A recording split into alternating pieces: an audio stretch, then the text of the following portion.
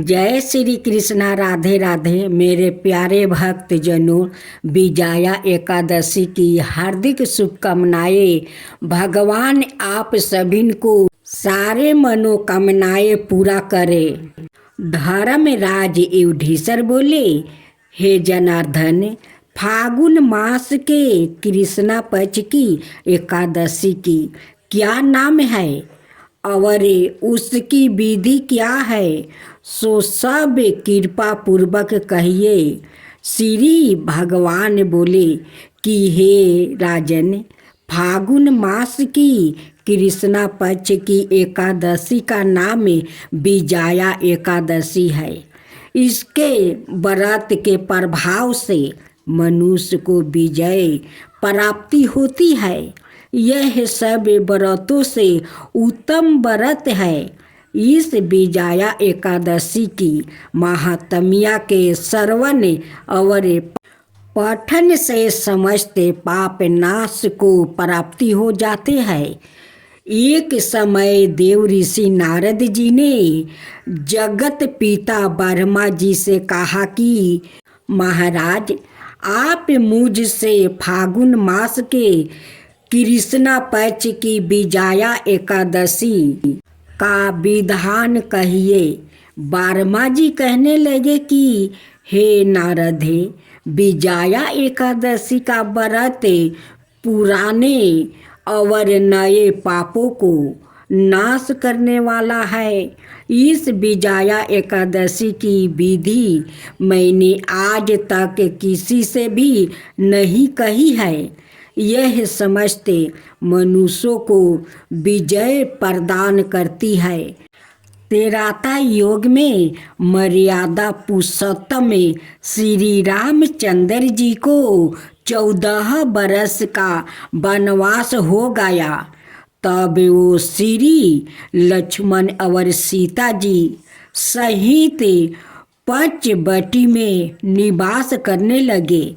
वहाँ पर दुष्ट रावण ने जब सीता जी का हरण किया, तब इस समाचार से श्री रामचंद्र जी और लक्ष्मण अत्यंत व्याकुल हुए और सीता जी की खोज में चल दिए।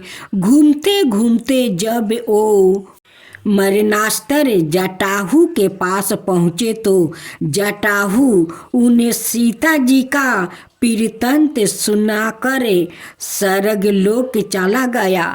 कुछ आगे जाकर उनकी सुग्रीव से मित्रता हुई और बाली का वध किया। हनुमान जी ने लंका में जाकर सीता जी का पता लगाया और उनसे श्री रामचंद्र जी और सुग्रीव की मित्रता का वर्णन किया। वहाँ से लौट कर हनुमान जी श्री रामचंद्र जी के पास आए और सब समाचार कहे। श्री रामचंद्र जी ने वानर सेना सहित सुग्रीव की समस्ती से लंका को प्रस्थान किया। जब श्री रामचंद्र जी समुद्र के किनारे पहुँचे, तब उन्होंने मगरमच्छ आदि से युक्त अगाध समुद्र को देखकर लक्ष्मण जी से कहा कि इस समुद्र को हम किस प्रकार पार कर सकेंगे। लक्ष्मण जी कहने लगे, हे पुराण पुरुषोत्तम, आप आदि पुरुष है, सब कुछ जानते हैं। यहाँ से आधा योजन दूरी पर कुमारी द्वीप में बकदल भय नाम के मुनि रहते हैं। उन्होंने अनेकों बारमा देखे हैं। आप उनके पास जाकर इसका उपाय पूछिए। लक्ष्मण जी के इस प्रकार के वचन सुनकर श्री रामचंद्र जी बकदल भय ऋषि के पास गया और उनको प्रणाम करके बैठ गया। मुनि ने भी उनको मनुष्य रूप धारण किए हुए पुराने पुरुषोत्तम समझ करे उनसे पूछा कि हे राम, आपका आना कैसे हुआ। श्री रामचंद्र जी कहने लगे, हे ऋषि, मैं अपनी सेना सहित यहाँ आया हूँ और राक्षसों को जीतने के लिए लंका जा रहा हूँ। आप कृपा करके समुंदर पार करने का कोई उपाय बताइए। मैं इसी कारण आपके पास आया हूँ। बकदल भय ऋषि बोले, हे राम, फागुन मास के कृष्णा पक्ष की एकादशी का व्रत करने से निश्चय ही आपकी विजय होगी। साथ ही आप समुंदर भी अवश्य पार करेंगे। इस व्रत की विधि यह है कि दशमी के दिन स्वर्ण, चांदी, तांबा यह मिट्टी का एक घड़ा बनवावे, उस घड़े को जल से भरकर और 5 पल्लव राख वेदिका पर स्थापित करे। उस घड़े के नीचे सतंजा और ऊपर जौ रखे। उस पर श्री नारायण भगवान की स्वर्ण की मूर्ति स्थापित करे। एकादशी के दिन स्नादि से निमृत होकर धूप, दीप, नैवेद्य, नारियल आदि से भगवान का पूजन करे। तत्पश्चात घरे के सामने बैठकर दिन व्यतीत करे और रात्रि को भी उसी प्रकार बैठे रह कर जागरण करे। द्वादशी के दिन नृत्य नियम से निमृत होकर उस घरे को ब्राह्मण को दे दो। हे राम, यदि तुम भी इस व्रत को सेनापतियों सहित करोगे तो तुम्हारी विजय अवश्य होगी। श्री रामचंद्र जी ने ऋषि के कथन अनुसार इस व्रत को किया और इसके प्रभाव से दैत्यों पर विजय पाई। अत हे राजन, जो कोई मनुष्य विधि पूर्वक इस व्रत को करेगा, दोनों लोकों में उसकी अवश्य विजय होगी। श्री वर्मा जी ने नारद जी से कहा था, हे पुत्रा, जो कोई इस व्रत के महात्म्य को पढ़ता या सुनता है, उसको वजह पे जग का फल मिलता है। रहा करता था। राजा बहुत ही बुद्धिमान और बलशाली था। राजा सदाई अपनी प्रजा का बहुत अच्छे से ध्यान रखता था। प्रजा भी अपने राजा को बहुत पसंद करता था। राजा की 2 बेटी थी। राजा अपनी दोनों बेटियों से बहुत प्रेम करता था। राजा की छोटी बेटी देखने में बहुत सुंदर और आकर्षण थी और राजा की बड़ी बेटी छोटी बेटी के जैसन सुंदर नहीं थी। वो थोड़ा कम सुंदर थी, लेकिन छोटी बेटी बहुत सुंदर थी। राजा की छोटी बेटी 11 माता की पूजा किया करती थी और सभी लोग राजा की छोटी बेटी से बहुत प्रेम करते थे और बहुत प्रशंसा किया करते थे। राजा भी अपनी छोटी बेटी को बड़ी बेटी से अधिक प्रेम करता था, जिस कारण राजा की बड़ी बेटी को अपनी छोटी बहन से बहुत नफरत होने लगी।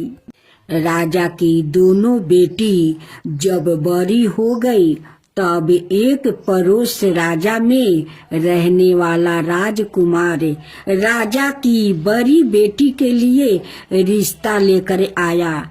लेकिन जैसे ही उस राजकुमार की नजर राजा की छोटी बेटी पर पड़ी तो वो राजकुमार राजा की छोटी बेटी पर आकर्षण हो गया और उसे पहली नजर में प्रेम कर बैठा। उस राजकुमार ने राजा की बड़ी बेटी के साथ विवाह करने से मना कर दिया और उसने राजा से कहा कि मैं आपकी छोटी बेटी से विवाह करना चाहता हूँ।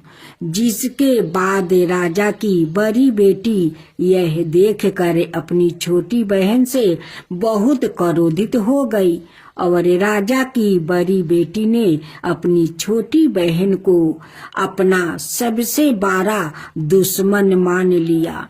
राजा की बड़ी बेटी ने अपनी छोटी बहन से बदला लेने का निर्णय लिया, जिसके लिए उसने अपनी छोटी बहन को जान से मारने का प्रयत्न बनाया।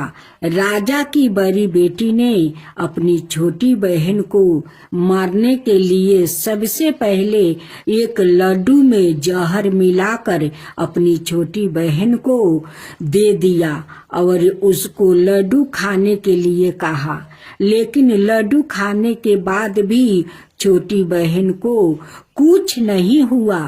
बड़ी बहन यह देखकर बहुत आश्चर्यचकित हो गई, लेकिन बड़ी बहन ने हार नहीं मानी और उसने जब रात में छोटी बहन अपने कमरे में सो रही थी तब एक मटके में सांप रखकर उसे कमरे में छोड़ दिया। लेकिन सांप भी छोटी बहन का कुछ नहीं कर पाया। जिसके बाद बड़ी बहन ने अपनी छोटी बहन से कहा कि चलो हम लोग कुएं में से पानी भर कर लाते हैं। जिसके लिए वो अपनी छोटी बहन को पानी भरने के बहाने कुएं के पास ले गई और उसने अपनी छोटी बहन को कुएं में धक्का दे दिया। लेकिन छोटी बहन को तब भी कुछ नहीं हुआ, क्योंकि हर बार 11 माता उसकी रक्षा कर रही थी और उधर बड़ी बहन अपने सारे प्रयासों के बाद असफल हो रही थी, जिससे वो बहुत क्रोधित होती जा रही थी। फिर उसने अपनी छोटी बहन के पास जाकर उससे खुद ही पूछा कि मेरी छोटी बहन, तुमको पता है भगवान ने सबकी मृत्यु के एक निश्चय समय पर लिखी हुई है और कैसे तुम्हारी मृत्यु होगी, क्या यह तुम जानती हो? तब छोटी बहन ने अपनी बड़ी बहन को बताया कि हाँ, मैं तो जानती हूँ मेरी मृत्यु कैसे होगी। छोटी बहन से यह सुनकर बड़ी बहन मन ही मन बहुत प्रसन्न होने लगी और उसने अपनी छोटी बहन से कहा कि तो मुझे अपनी मृत्यु का राज बताओ। छोटी बहन ने अपनी बड़ी बहन से कहा कि मेरी मृत्यु तो एक तोते में है, जो तोते के गले में एक हार है, उससे मेरी मृत्यु होगी। जब तक कोई भी बेअक्ल तोते को मार कर वो हार अपने गले में पहनेगा तो मैं मूर्छित हो जाऊंगी और जैसे ही उस हार को अपने गले से उतारेगा तो मैं वापस से जीवित हो जाऊंगी। अपनी छोटी बहन की मृत्यु का राज जानकर बड़ी बहन बहुत खुश हो गई और उसने अपनी छोटी बहन को मारने के लिए उसके पालतू तोते को ढूंढना शुरू कर दिया और छोटी बहन को इस बात का आभास हो गया था कि कोई उसकी जान लेना चाहता है, जिसके लिए वो अपने पिताजी के पास गई और उसने अपने पिताजी से कहा कि पिताजी, मेरी मृत्यु के बाद आप मुझे जलाइएगा मत, बल्कि आप मुझे अपनी पुरानी वाली हवेली में एक पलंग में लेटा कर छोड़ दीजिएगा। अपनी छोटी लड़की की यह बात सुनकर राजा बहुत आश्चर्यचकित हो गया। राजा ने अपनी छोटी बेटी से पूछा, बेटी, तुम यह क्या कह रही हो? तब राजा की छोटी बेटी ने बताया, पिताजी, समय किसी के लिए नहीं रोका है, कब क्या हो जाए किसी को कुछ पता नहीं है। और फिर राजा ने अपनी छोटी बेटी से कहा कि तुम ऐसी बातें क्यों कर रही हो? 2-3 दिन में तो तुम्हारा विवाह है। लेकिन छोटी बेटी ने अपने पिताजी को ऐसा करने पर मजबूर कर दिया और उसने वचन ले लिया।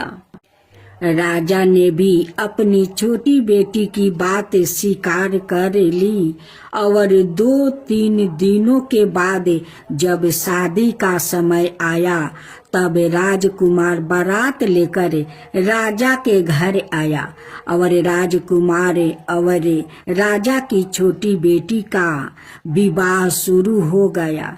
जैसे ही राजा की छोटी बेटी राजकुमार के साथ फेरे लेना शुरू करती है तो उसकी बड़ी बहन अपनी छोटी बहन के कमरे में जाकर उसके तोते को पकड़ लेती है और उसको जान से मार देती है। तोते की गले में जो हार था उसको अपने गले में धारण कर लेती है। जैसे ही बड़ी बहन उस हार को अपने गले में धारण करती है तो उधर छोटी बहन 3.5 ही फेरे ले पाती है और वही पर बेहोश होकर गिर जाती है। जिसके बाद राजा ने बड़े बड़े दर्द हाकिमों को बुलवाया और अपनी छोटी बेटी का इलाज करने के लिए कहा।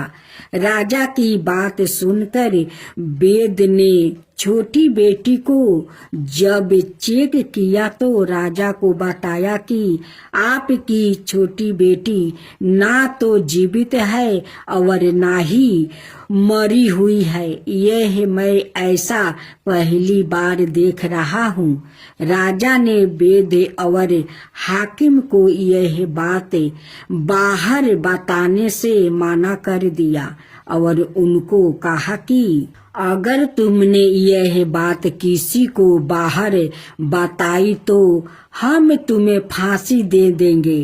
राजा ने अपनी छोटी बेटी को पुराने महल में जाकर एक पलंग में लेटा दिया और वहां पर कुछ सैनिक को तैनात कर दिया।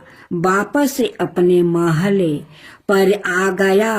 राजा की बड़ी बेटी अपने पिताजी के पास आई और कहने लगी कि पिताजी, अगर यह शादी संपन्न नहीं हुआ तो आपकी इज्जत का क्या होगा? आप कहे तो मैं आपकी इज्जत बचाने के लिए राजकुमार से शादी करने के लिए तैयार हूँ। जिसके बाद राजा ने अपनी बड़ी बेटी की बात मान लिया और राजा ने बड़ी बेटी को छोटी बेटी की कपड़े पहना कर मंडल पर भेज दिया। लेकिन राजकुमार यह जान गया कि यह राजा की छोटी बेटी नहीं है बल्कि यह राजा की बड़ी बेटी है। लेकिन जब राजकुमार ने शादी करने से मना किया तो सभी लोग ने राजकुमार को विवश करके राजा की बड़ी बेटी से बचे हुए फेरों को संपन्न करवा दिया और विवाह करवा दिया, जिसके बाद राजकुमार राजा की बड़ी बेटी को अपने महल ले गया। राजकुमार राजा की बड़ी बेटी से ना तो बात करता था और न ही उसको पसंद करता था और ना ही उसके आसपास भटकता था। और राजकुमार ने यह फैसला लिया था कि वो अपनी प्रेमिका को ढूंढ कर रहेगा और यह जान कर रहेगा कि उसके साथ हुआ क्या है। एक दिन राजकुमार अपने घोड़े पर सवार होकर राजा के पुराने महल के पास से पहुंच गया, जहां पर उसने कुछ सैनिकों को देखा।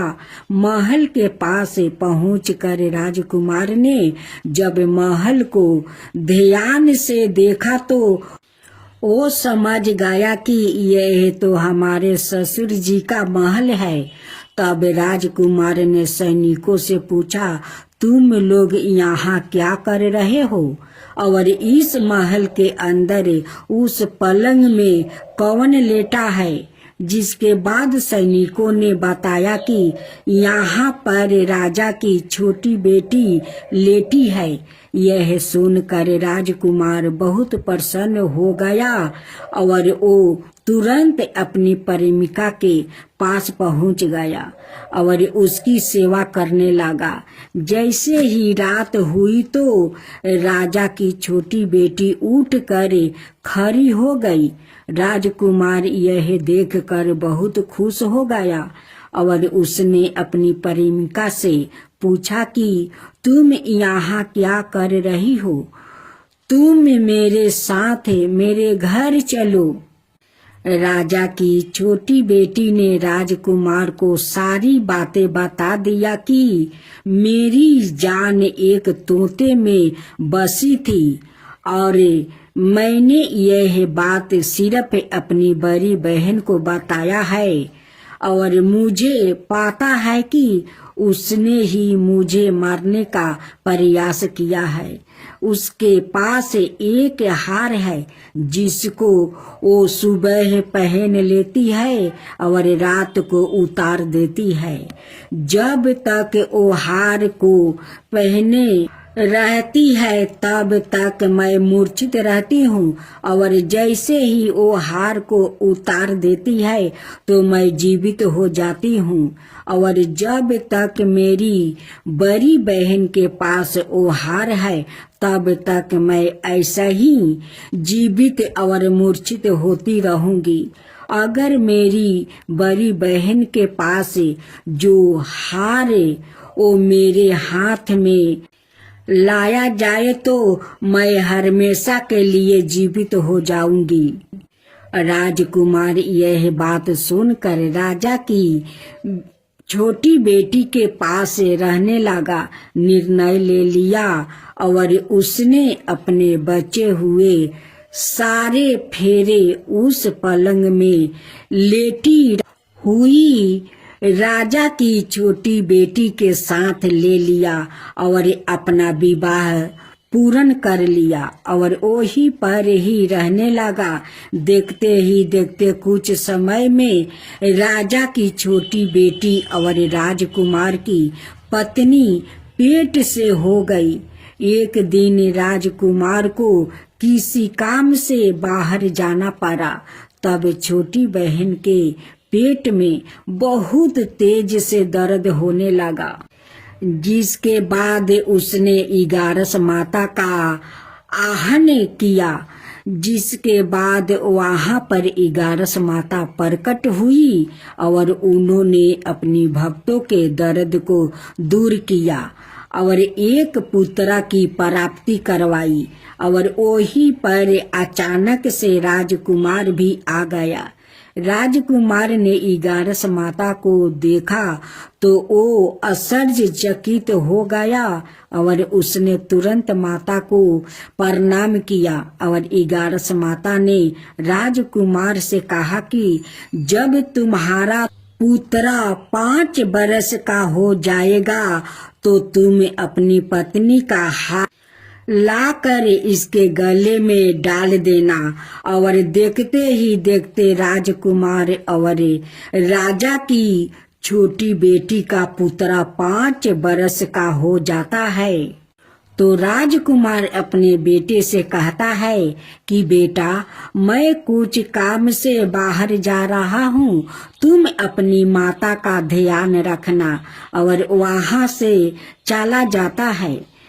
राजा को बाहर निकलते देख बड़ी बहन के सैनिक देख लेते हैं और बड़ी बहन को जाकर सारी बातें बता देते हैं। जिसके बाद बड़ी बहन अपनी छोटी बहन के पुत्रा को वहां से उठवा लेती है और उसको मरवा देती है। छोटी बेटी के पुत्रा के 2 टुकड़े करवा देती है। पहला टुकड़ा चौकी के पास छुपा देती है और दूसरा टुकड़ा अपनी पलंग के नीचे रख लेती है। अब 11 माता भिखारी का रूप लेकर आती है। एक भिखारिन का रूप राख कर बड़ी बहन के पास चली जाती है। जिसके बाद वहां पर भिक्षा मांगने लगती है। बड़ी बहन अपने नौकरों से कहती है कि जाकर भिक्षा दे दो। लेकिन जैसे ही नौकर 11 माता को भिक्षा देने के लिए आते हैं तो माता उन्हें मना कर देती है और कहती है कि मैं तुम्हारी महारानी से ही भिक्षा लूंगी। जिसके बाद बड़ी बहन सवाए ही भिक्षा देने के लिए माता के पास आती है। तब माता एक बिल्ली का रूप लेकर उसके कमरे में चली जाती है और वहां पर छोटी बेटी के पुत्रा को 2 टुकड़े को आपस में जोड़ देती है और उसे जीवित कर देती है। उसे वहां से ले जाती है। राजकुमार अपने बेटे को लेकर अपनी पत्नी के पास जाता है और उसे कहता है कि तुम इसका ध्यान रखना। अगर तुम इस बच्चे का अच्छे से ध्यान रखोगी तो मैं तुमसे बहुत प्यार करूंगा। एक दिन राजकुमार अपने बच्चे से कहता है कि तुम मम्मी से उनके गले का हार मांग लो। जिसके बाद राजकुमार का लड़का अपनी मम्मी के पास जाता है और कहता है कि मम्मी, मुझे तुम्हारा हार चाहिए जो तुमने गले में पहन रखा है। यह सुनकर पहले तो बड़ी बहन बहुत क्रोधित होती है, पर उसको यह याद आता है कि राजकुमार ने कहा था कि अगर मैं इस बच्चे का ध्यान अच्छे से रखूंगी तो वो मुझसे बात करेगा। जिसके कारण वो हार को उस बच्चे को दे देती है और वो तुरंत हार को ले जाकर अपने पिताजी को दे देता है। और तभी राजकुमार अपने बेटे को लेकर वहां से जाने लगता है और अपनी पत्नी से कहता है कि तुम हमारे लिए खाना बना कर रखना, मैं शाम को आकर तुम्हारे साथ खाऊंगा। और वो अपने बेटे को लेकर वहां से चला जाता है। जिसके बाद वो राजा के पास जाता है और उनको सारी बातें बता देता है। राजा अपनी बड़ी बेटी की यह करतूत सुनकर बहुत क्रोधित होते हैं और अपनी परिवारिश पर ही दोष देने लगते हैं और राजकुमार को अपनी छोटी बेटी के साथ रहने के लिए आदेश देते हैं। दोस्तों, उम्मीद करते हैं आपको यह कहानी बहुत पसंद आई होगी। अब आप सुने अब आप सुने बटुल भगवान की कथा। बटुल भगवान के बहुत बड़े भक्त हुए हैं।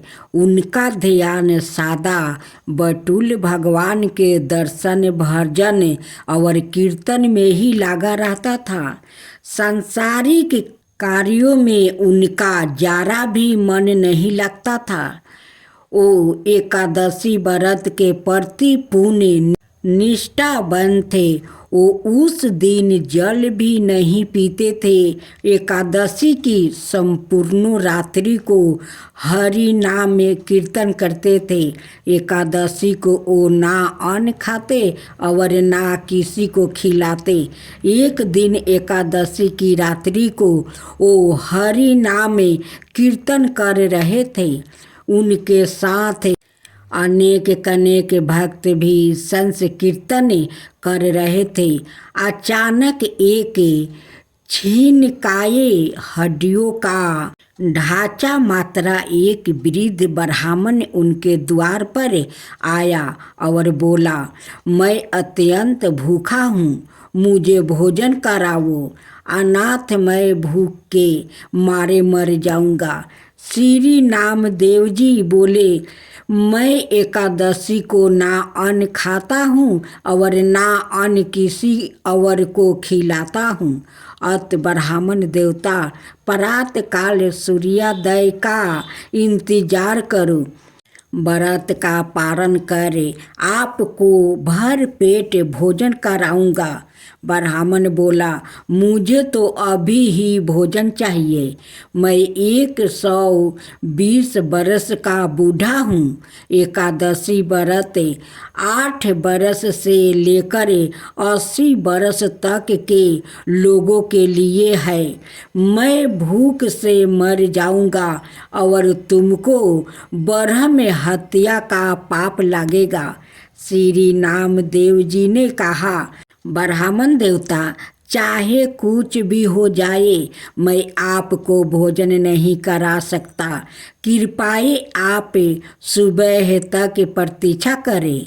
श्री नामदेव जी के ऐसे व्यवहार के प्रति अनाए ग्रामवासियों ने नामदेव जी को निष्ठुर कहा और ब्राह्मण को भोजन देना चाहा, परंतु ब्राह्मण ने भोजन लेने से इनकार कर दिया और कहा, यदि मैं भोजन ग्रहण करूँगा तो सिर्फ और सिर्फ नामदेव से ही करूँगा। श्री नामदेव जी ने जब ब्राह्मण को भोजन ना दिया तो कुछ ही समय में उसके प्राण निकल जाएगा। वहाँ उपस्थित सभी लोग श्री नामदेव जी के प्रति अप सप कहने लगे और उन्हें हत्यारा कह कर संबंधित करने लगा।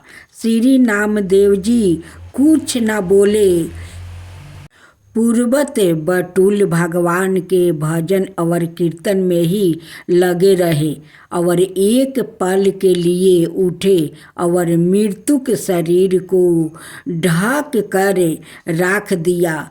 वो मृत्यु देह के समक्ष नाम कीर्तन करते रहे। प्रातःकाल श्री नामदेव जी ने व्रत पारण किया और एक चीता बनाई। सवाए उस ब्राह्मण के पाथरी शरीर को अपनी गोद में लेकर चीता पर बैठ गया। चीता को प्रज्वलित किया गया। जब आग की लपेट श्री नामदेव जी तक पहुँचने ही वाली थी तो अचानक वो ब्राह्मण उठा और श्री नामदेव जी को उठाकर चीता से बाहर कूद पड़ा। जब तक नामदेव जी कुछ समझ पाते वो बूढ़ा अंतर्ध्यान हो गया। सवाए बटुल भगवान ही उनकी परीक्षा लेने आए थे। इस घटना को देखकर सब आश्चर्यचकित हो गया और श्री नामदेव जी की जयकारा करने लगा। धन्य है श्री नामदेव जी, चिता में प्रयाग का प्रकाश, ज्ञान का दीपक जले तभी ठाकुर जी का निराकारण स्वरूप दिखाई देता है। भगवत श्रवण से चित्त रूपी दीपक जलाने का प्रयास मानव को करना चाहिए।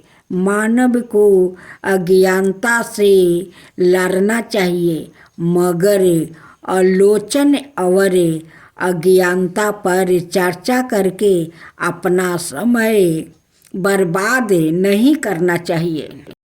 अब सुने तुलसी माता की कथा। एक परिवार में ननद और भाभी रहती थी।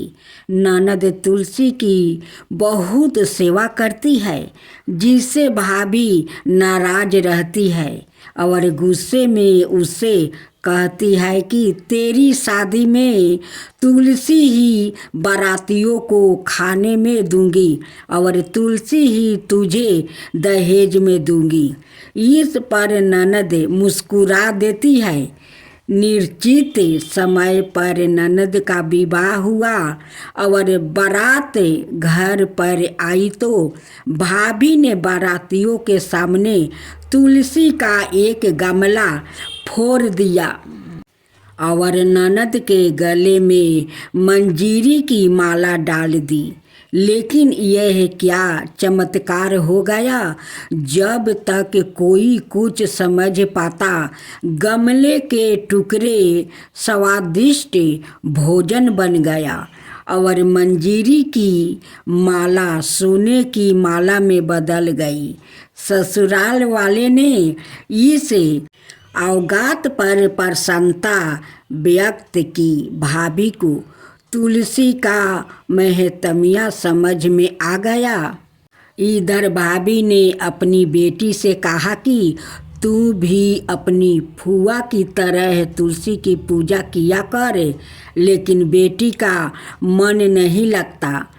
लड़की की शादी के समय भी उसने खाने के लिए गमला फोड़ दिया, किंतु इस बार वो आश्चर्य नहीं हुआ और मीठी मीठी ही बनी रही।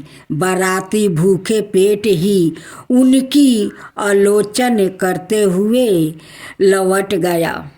काफ़ी समय के बाद भाई को अपनी बहन की याद आई तो अपनी पत्नी से कहा कि कुछ सामान दे दो, बहन से खाली हाथ मिलने नहीं जाना चाहिए। उसने एक झोली में थोड़ा सा जबरा भर कर दे दिया। कहा कि घर में यही है, लो जाओ। बहन के घर पहुंचने के पहले उसे एक गौशाला देखी तो गौ के सामने उसने जुआर का झोला उलीट दिया, जिस पर गौशालक ने कहा कि गाय सोना मोती नहीं खाती है, इसे क्यों डाल रहे हो। जुआर के दानों के सोना मोती बनने पर उसने उसे बिटोरते हुए पूरी बात सच सच बता दिया। भाई को देखकर बहन बहुत ही प्रसन्न हुई। वापसी में यह बात उसने अपनी पत्नी को बताई तो वो भी तुलसी की पूजा करने लगी। राधे राधे।